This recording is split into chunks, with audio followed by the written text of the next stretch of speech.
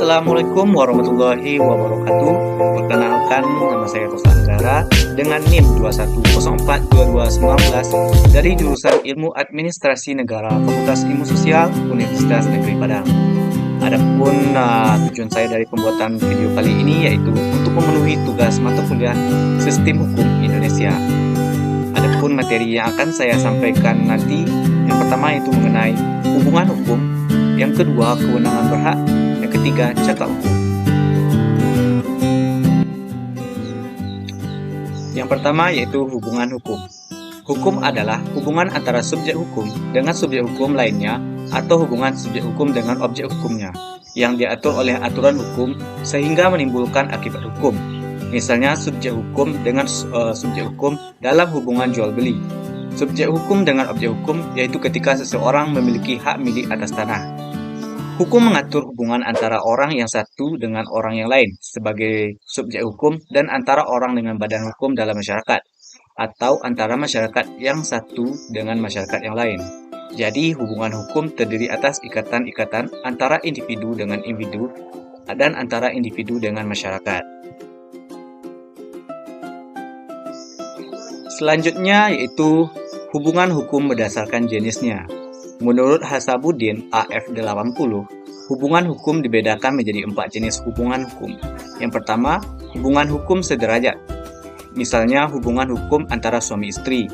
Yang kedua, hubungan hukum yang tidak sederajat. Dalam hubungan hukum tata negara, misalnya negara atau penguasa dengan warganya. Kemudian, hubungan hukum tidak timbal balik, yaitu para pihak sama-sama mempunyai hak dan kewajiban, misalnya dalam melakukan jual beli. Yang terakhir, hubungan hukum yang timpang atau sepihak, yaitu hubungan hukum di mana satu pihak saja yang memiliki kewajiban dan pihak lain memiliki haknya, misalnya hubungan hukum dalam pinjam-meminjam.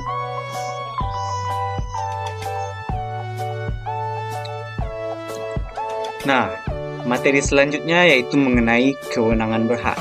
Nah, apa itu kewenangan berhak? Kewenangan berhak merupakan kewenangan khusus yang hanya berlaku untuk orang tertentu dan untuk tindakan hukum tertentu saja.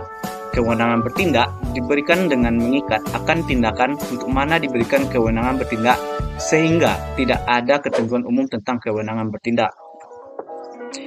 Selain itu, setiap manusia yang mempunyai kewenangan berhak belum tentu mempunyai kewenangan berbuat atau bertindak. Kemudian, setiap orang mempunyai kewenangan berhak karena dalam hukum, sanksi hanya berlaku atau diterapkan dalam kewajiban, bukan pada hak. Orang yang tidak melaksanakan kewajiban akan mendapatkan sanksi, sedangkan orang yang tidak melakukan haknya tidak akan mendapatkan sanksi. Kemudian, setiap orang memiliki kewenangan berhak sejak lahir. Bahkan sejak ia berada dalam kandungan, asalkan ia lahir hidup apabila kepentingannya menghendaki, sesuai dengan pasal 2 KUHP. Dan yang terakhir, kewenangan berhak tidak dapat dihilangkan oleh suatu hukum tertentu.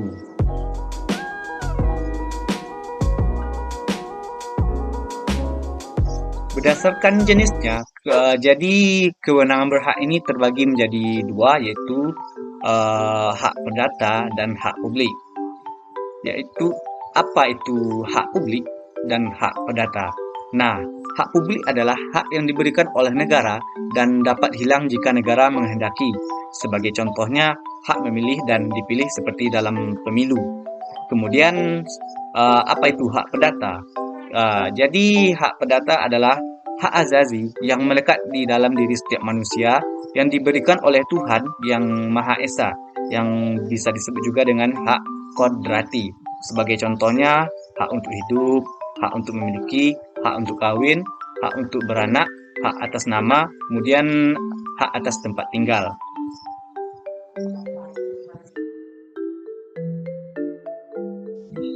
Materi selanjutnya yaitu mengenai cakap hukum. Nah, apa itu cakap hukum? Cakap hukum secara perdata berarti kecakapan seseorang untuk melakukan perbuatan hukum dan karenanya mampu mempertanggungjawabkan akibat hukumnya. Semua orang dalam keadaan cakap atau berwenang bertindak kecuali mereka yang diatur dalam undang-undang.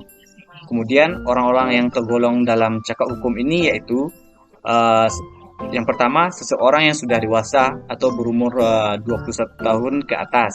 Kemudian, seseorang yang berusia di bawah 21 tahun tetapi sudah pernah menikah.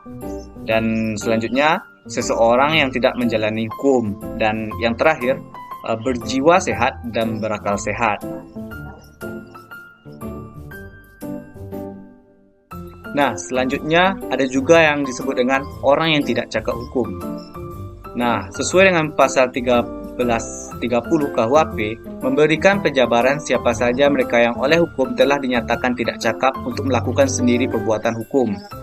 Yang pertama adalah orang yang masih di bawah umur atau belum dewasa, yaitu mereka yang belum mencapai umur genap 18 tahun atau tidak lebih dahulu melangsungkan perkawinan, sesuai dengan pasal 1330 KUHP junto pasal 47 ayat 1 Undang-Undang Nomor 1 Tahun 1974. Dan yang kedua, orang yang ditaruh di bawah pengampunan, yaitu orang-orang dewasa yang selalu berada dalam keadaan kurang ingatan atau sakit jiwa, mata gelap, dan pemboros. Hal ini terjadi karena gangguan jiwa seperti sakit, saraf, dan gila menyebabkan perbuatannya menjadi tidak normal. Kemudian, pemabuk atau pemboros mengakibatkan perbuatan orang tersebut merugikan dan melantarkan keluarga dan anak-anak dalam kehidupan, pendidikan, dan lain-lain.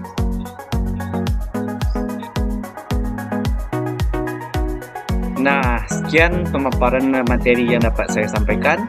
Jika ada salah dan janggal, saya mengucapkan mohon maaf. Wabillahi taufiq wal hidayah. Wassalamualaikum warahmatullahi wabarakatuh.